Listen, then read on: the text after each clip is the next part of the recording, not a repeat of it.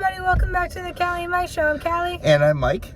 And today we're reviewing The Quiet Place 2. A Quiet Place 2. A part 2. Part 2. So I was very excited to see this movie. I loved the first one. I thought it was wonderful, tense, whatever. I'll start off there saying that this one we felt was a little, far inferior. There were some good parts to it. The acting was great. The acting was really good. But first of all, it was way too long in some parts. Just, it could have been shortened down. Yawning. Exactly. It was not, there were a couple parts of tension, but it was not as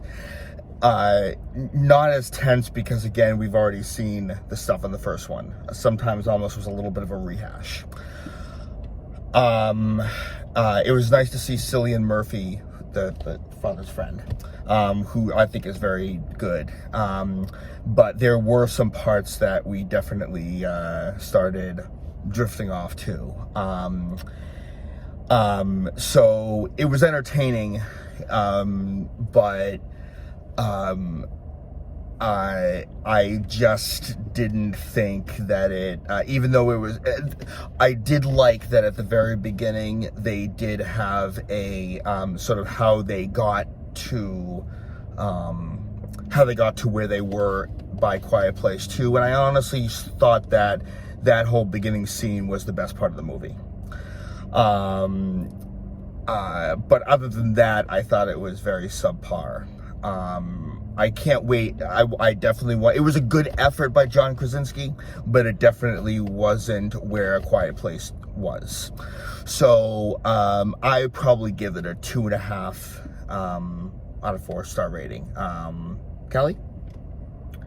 I agree and disagree with Mike.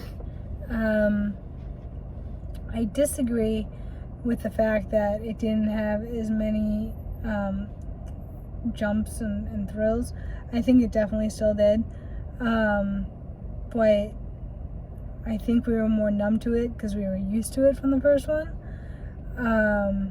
They definitely have a lot more close encounters with the monsters though, and I thought the fact that they had a baby was gonna play a lot more in it because they made it in the trailer. I was kind of hoping it would. And it didn't. Right. I liked the first 5 minutes, which was the prequel. I agree with Mike. That was probably the best part of the movie. I would like to say that they should have just left it at 1, but they did leave 1 in such a fashion that they were going to have to make a second one. But yeah, the first one was definitely way better. I'm gonna also give it 2.5 stars. I know Mike did, and I definitely drifted in a couple parts. And I was actually wide awake before the movie. I was too. Both of us slept a lot last night. But I actually want to add in sort of a modification is that the intense parts and the close encounters were really good, but again, it didn't. So there were the tension parts, but it didn't bring it out of as much out of mediocrity as I would prefer it to. I think that if the baby played more of a part, then I think it would have boosted it a lot, because when babies cry, obviously, and in terms of what Callie said, the ending of the first one certainly made room for a second one, but based on this one, I think besides the prequel part, I think that this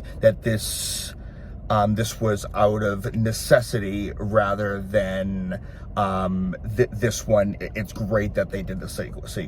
It needed to be done, but I don't it didn't pan out the way that I had wanted it to. I wish they would have just kept it a prequel.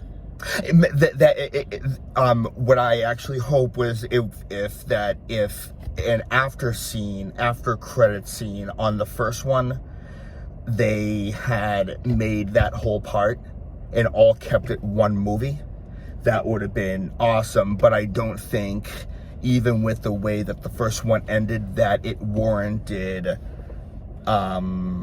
a second one, I guess I could say, especially the way that I completely well, agree with that. well, I think that they, or I should say, I should say they definitely missed a huge opportunity. I don't know, I just didn't think this one was as necessary. So, that's our review. We both, for different reasons, we both give it a 2.5. And, but thank you for watching, and get ready for the next one. Peace.